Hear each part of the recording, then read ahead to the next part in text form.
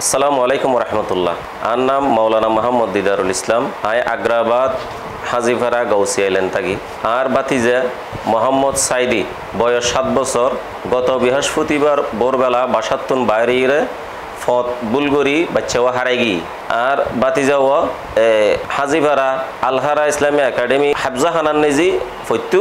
এই বাচ্চাওয়ার আরা বহুত জায়গা তৈ আগ্রাবাদের আশেপাশে হালি শহর, সড়ফুল, বরফুল, মোহরিফারা এবং আগ্রাবাদ চতুর্পাশে আরা তৈ মাইকিং গির্গি অনেক কোজাকুজি গরণের পরেও আরা বাচ্চাওয়ার তোয়াই নেওয়া পাই।